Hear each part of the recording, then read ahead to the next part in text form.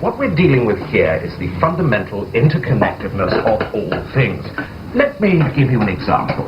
If you go to an acupuncturist with a toothache, he sticks a needle into your thigh. Do you know why he does that, Mrs. Rawlinson? No?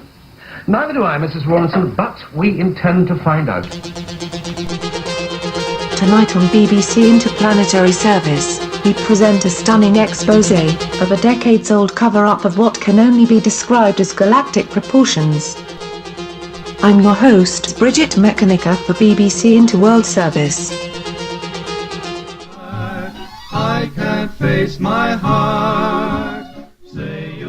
In early July 1947, various news reports surfaced that an alien spacecraft had crashed near Roswell, New Mexico. Many citizens reported finding debris made of a material they could not identify. The official military position was that the spacecraft was, in fact, an experimental weather balloon. Rumors persist to this day that a craft of extraterrestrial origin either crashed or was shot down, and that the United States military spent many years trying to develop weapons based on alien technology.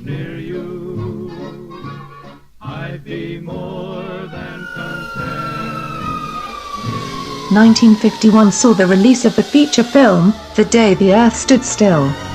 The main character in this classic film, Klaatu, took the name Carpenter when he was trying to evade officials. Some would suggest this is a simple metaphor for a Christ-like figure bringing a message of peace. The film ends with a resurrection and a heated speech of a "I bring a sword" variety.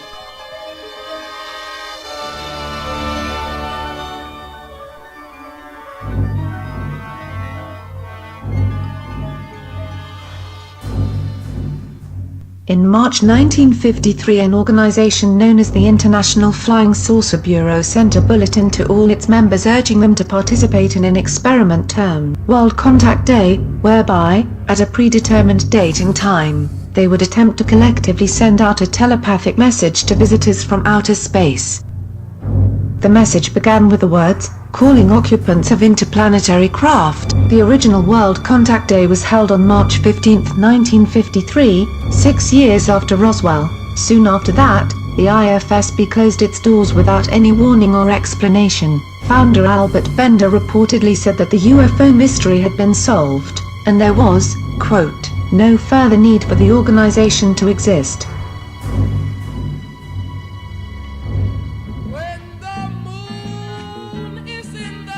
A radio signal from the ill-fated Roswell craft would have reached Gliese 876, a red dwarf star approximately 15 light-years away, in 1962 or 1963.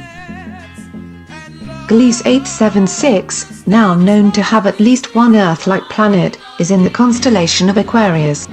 The late 1960s saw a resurgence of interest in astrology that led many people to believe that humankind's entry to the Age of Aquarius was imminent.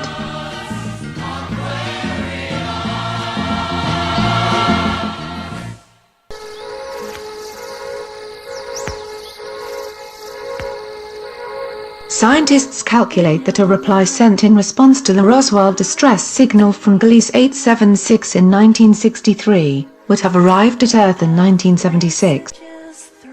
In 1976, the Canadian pop group, Klaatu, recorded the song, Calling Occupants, which has since become an anthem for World Contact Day, and various flying saucer cults. It was widely rumored that Klaatu was actually the Beatles performing incognito.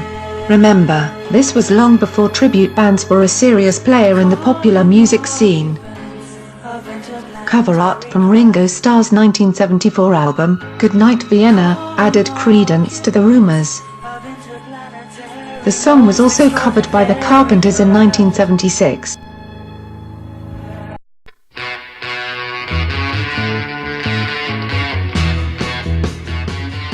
Aliens and popular music was also a minor theme in director John Carpenter's 1984 film, Starman, in which a recording carried by the Voyager spacecraft serves as a language lesson. One of the film's co-stars, Charles Martin Smith's character works for SETI, the Search for Extraterrestrial Intelligence Project.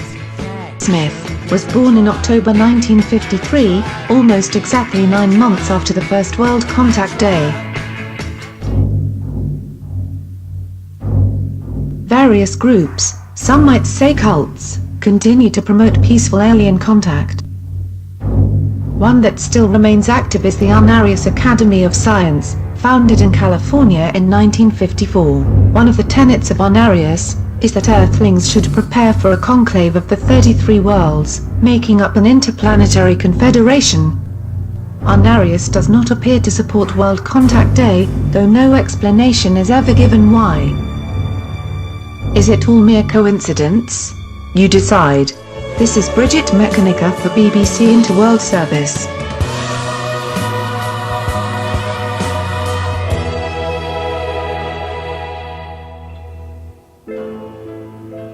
And crawling on the planet's face, some insects called the human race, lost in time and lost in space.